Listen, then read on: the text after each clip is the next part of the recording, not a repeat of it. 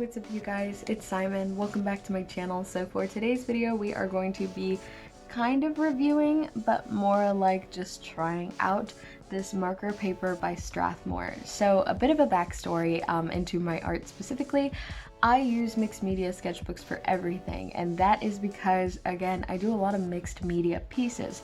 So a majority of my traditional illustrations are done with Copic markers and outlined with colored pencils, and very often I do not want to do Copic backgrounds because that requires a lot of ink and it gets very expensive. However, I can do acrylic and watercolor backgrounds, but the downside of using mixed media paper alongside Copic markers is that while obviously you can create nice art with them, I've used exclusively that up until right now.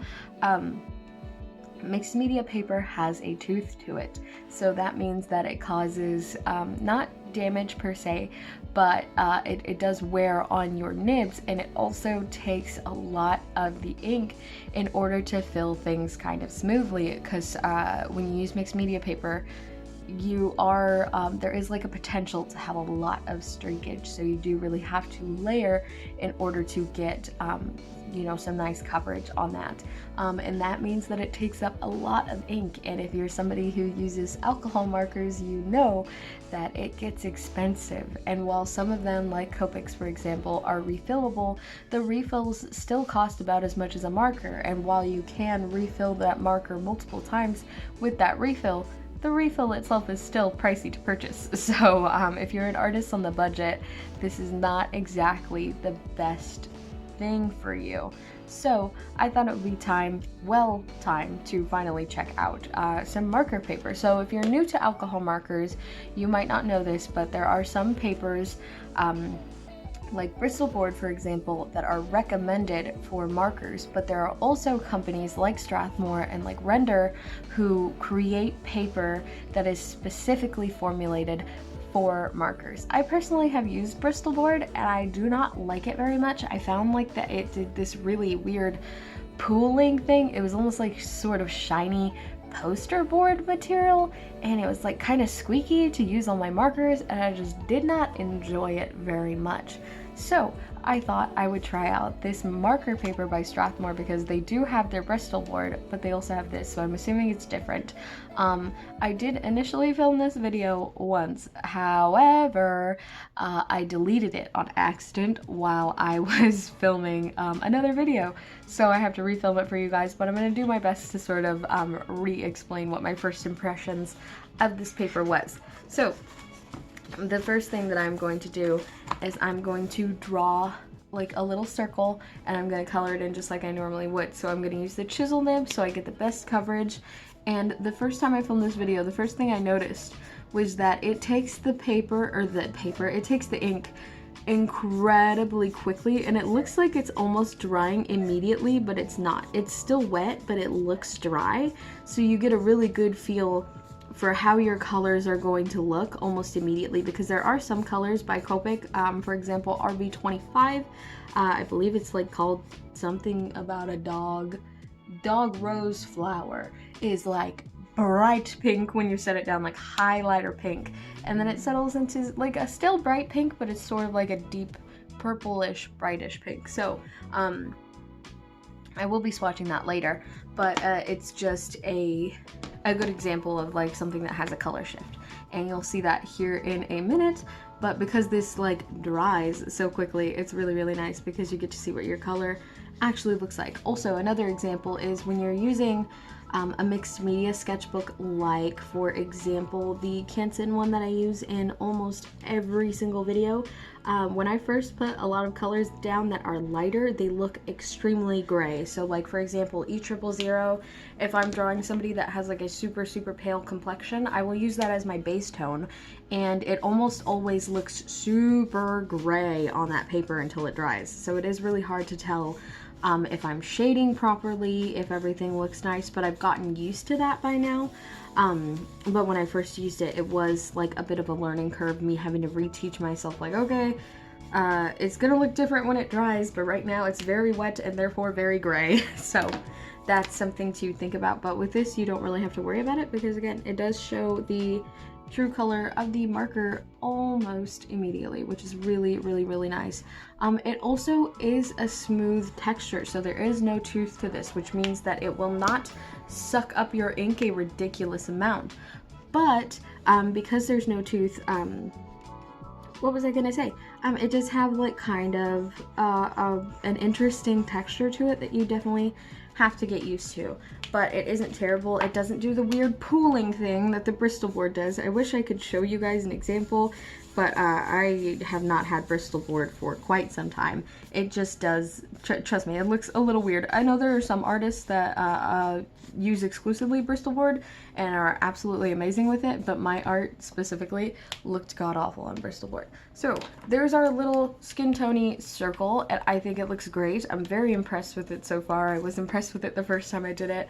I really enjoyed it. So the next thing that I did was I wanted to show you guys some really muted colors against some really bright colors to see how that would affect how they would change, you know, because I was worried, like with the example, the render sketchbook, it has a little bit of a grayish tint to it, and I wanted to see how exactly these colors would perform. So this is that RV25 I was talking about. As you can see, it's an incredibly bright pink, and when I swatch it, it's still an incredibly bright pink, but then it will sort of shift, and you can see it towards the corner.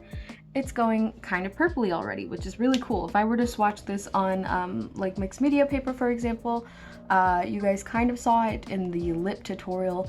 It's a very bright pink, and then it sort of tones down into a darker color. So the next that I have is this VO4, which is a really, really nice color. It's just a very, very bright purple.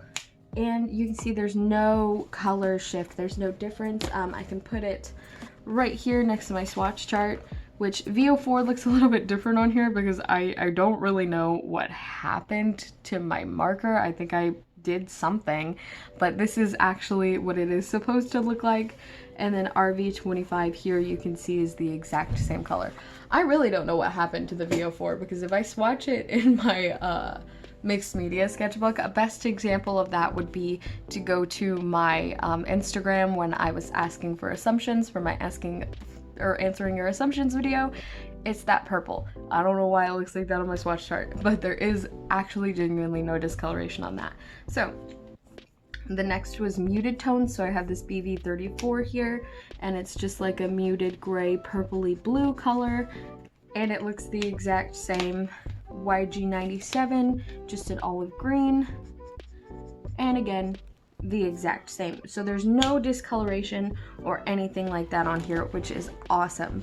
So the next thing that I wanted to test out was something that a lot of alcohol marker artists worry about, and that is the bleed through. So I'm going to test that with kind of a mid-tone color and kind of a darker color, because those are the colors that are going to get bled through the most. So I'm going to go with this Y20 or Y28 here and this E49, and I'm just going to layer them the heck up on here and see how that goes. So one thing I did notice, again, when I was doing this in the last video, is that this is so satisfying. I do not like wasting ink, but this is a color that I do not use very often, so I don't feel bad about it. But look how smooth this is. It's literally the instant it goes down. Smooth. So satisfying. If this were mixed media paper, this would be so patchy. And I'm like big obsessed with that, the fact that it's very smooth. I'm adoring that so far. So next is a dark color, so E49, and I'm just going to layer that up. And the reason that I say that the darker colors are the ones that are going to get done the most is usually lighter colors obviously don't bleed through, but they're also the colors that are going to get blended against the most. So whether that's you pushing the darker colors more or that's you trying to blend in those darker colors, that's going to lead those values to bleed through your paper the most. So I just want to do it one more time. Okay, so we have this, and then we look to the other side, And there is a little bit of bleed through. So this isn't like the Render sketchbook where, you know, it's formulated to never bleed through. You are gonna have some bleed through. So it is recommended that you either tear the pages out, because again, this is one of those sketchbooks where it's not a spiral, it just has glue on the back here, and you can just peel it off, just like that. And now it's off your sketchbook, which is good in some cases, but bad because I'd be losing stuff. So if they could make this in a spiral, I would love that. But again, it's not the worst thing in the entire world. So for pages where you bleed through on them, don't discard them. You can use them as swatch papers to test out your markers or test out some thumbnails, color schemes, things like that. These are not a wasted piece of paper. You can also try to work with them. So like with these colors, I could probably do a head around here and do like a two-tone hair, like not Melanie Martinez, maybe Melanie Martinez, you know, something that's half blonde, half black. It's something that you can do. You don't have to completely get rid of it. So the next thing that I'm gonna do is just, you know, the basic true test of all, and that is to create an illustration and color it in for you guys. So I am going to do the sketch off camera, and then I'm going to come back to you guys and do a little speed paint for you and let you know my thoughts on this paper overall. Okay, so now we are getting into my actual thoughts using this paper through an illustration, because obviously doing it with an illustration is a lot different than doing it with the blend test like I showed you guys before. So immediately the first thing that I noticed while using this paper is that, yes, of course, as expected, it was very nice for blending the skin tone. However, I did notice a few things. One of those things was that, unlike I mentioned earlier with mixed media paper, how lighter colors like E000, which is what I used for the base of the skin tone in this illustration, will leave a sort of grayish tint on the paper, not necessarily changing the actual color, but changing the color of the paper whilst it's drying. It's essentially like getting the piece of paper wet, because it is wet ink and it will dry. However, this, like I mentioned before, does not do that. It almost immediately dries, and I say that in air quotes because it doesn't actually dry. You still have time to blend, but it almost immediately shows up as the color that your marker is going to be, rather than there being like a drying period and a slight color shift. This is good to some extent because it lets me know immediately what my colors are going to look like, obviously, like I said, but it's also bad to some extent because colors like E000 are very, very light. So I actually had a little bit of trouble trying to figure out where exactly I laid that ink down on the paper, because I didn't have the indicators like I would have with the mixed media paper to be like, hey, there's no color down here yet. So like I said, I actually had a little bit of an issue trying to figure out where I had actually laid down ink. But other than that, on the skin, I didn't have any other issues apart from this one thing that kind of bothered me, and that is despite being made for markers, it actually does not layer very well. So you can kind of see a bit of an example of what I was talking about when I was mentioning earlier about how I struggled to use Bristol board because of this streakage issue. So you're going to see this under the nose, and that is, it didn't want to take that lightest color. I had E000, E00, E11, and E13, and when it came to using E13 under the nose, it kind of left this weird texture. I don't know how to explain it. Hopefully you guys can see it well on camera, but you'll see that I had to go over the nose multiple times in order to build that color up, versus when I use most other papers with like a tooth or some sort of texture to them, unlike this marker paper, which is very smooth. I shouldn't have to layer it like that. I should just be able to do it in one stroke like I normally would. But unfortunately, I had to layer it a few times, and that left like this weird sort of spreading texture. It's not too noticeable. Here, let me get the finished illustration. Yeah, it's not too noticeable in the finished illustration here. I mean, you guys might see it a little bit more in the close-up towards the end of it, but it does leave like a really weird texture. So that makes shading kind of difficult, because if I can't layer my darkest colors on without it bleeding strangely, then I'm gonna have a really hard time trying to push the shadows, and I might have to do more with my colored pencils than I had initially anticipated. And speaking of colored pencils, so you guys know me, I prefer to use colored pencils rather than using liners for line art. Obviously, I have been experimenting more lately with using liners, and I will be using liners when Inktober comes about, but you guys know for the general aspects of it, I suppose, I prefer to use colored pencils, and I'm not sure if colored pencils would be a possibility for this paper. And what I mean by that is, while colored pencils obviously work because it is what I did use for this illustration, I noticed when I was putting down the base colors that it kept like wiping away the colored pencil, which was really weird. You'll notice it the most around the nostrils and the corners of the mouth, which is ironic because that's usually where the darkest amount of colored pencil I put down is, apart from the eyes and the eyebrows. But yeah, it just took the pigment away there, and so I had to keep coming back in with my pencil and layering it on top, which was really frustrating because it's like, okay, this is an important detail, and now I'm having to like almost mess up the paper and stuff just to get the pigment to go back down on there, and every time I went and put color back over it because it needed to blend, it would wipe away again. So that was really frustrating. I'm probably gonna have to do some really hard line work or use liners rather than my colored pencils, which is sad because I do love to use colored pencils. I feel like they're a little bit softer. That being said, it was still possible to use colored pencils on there. Of course, I didn't have the worst time doing that. It is possible, so I'll just have to learn to work around that.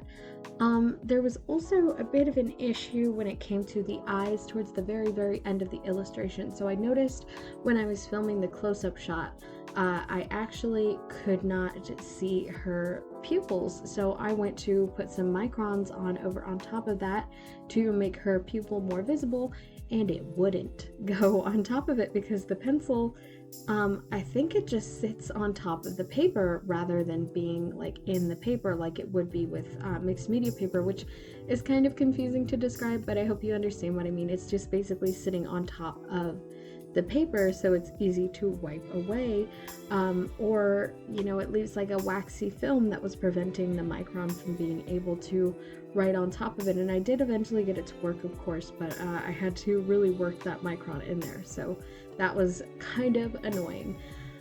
Overall, I would say that I don't hate this paper. Oh, one more thing I want to say.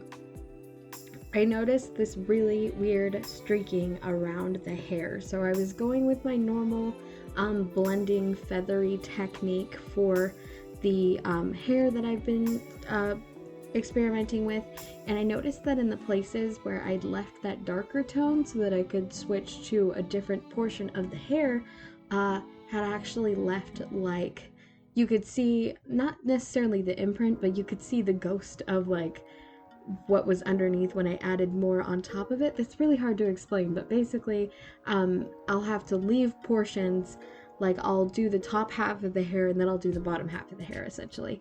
And when I would go in to do the bottom half of the hair, you could see where it also drawn sort of in the middle for the top portion of the hair, so it kind of was like this weird streaky texture. And I tried to cover it up, but it overall was like kind of weird.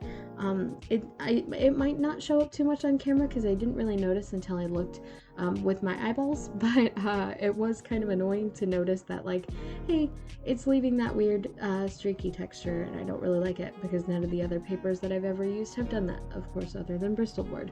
So, well, in the end, I do actually like this illustration. This paper wasn't exactly the holy grail that I was hoping that it would be for me. There are still a chance that I'm probably going to end up just using my mixed media sketchbook again. I will probably end up using this paper up just because it's not horrible, but it's definitely not going to be my be-all end-all marker paper for now. If there is a marker paper that you guys really enjoy that you want to see me test out on this channel, be sure to leave it down in the comments. I'm still searching. But yeah, overall, I hope you guys enjoyed this video.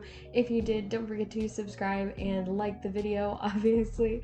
I want to give a big shout out to my patrons, Elise Thompson, Duran, and Mandy. Thank you guys so much for supporting me every single month. You guys are the best. If you want to get a shout out alongside awesome people like Elise, Duran, and Mandy, you can check out the link down in the description for the Patreon. There's a ton of cool rewards on there, like Etsy discounts, commission discounts, shout outs, obviously, line art, coloring pages, wallpapers, all that sort of stuff. So if something in that list interests you, be sure to check out the Patreon. That will be linked, like I said, down in the description. I love you guys so much, and I'll see y'all in the next one. Bye.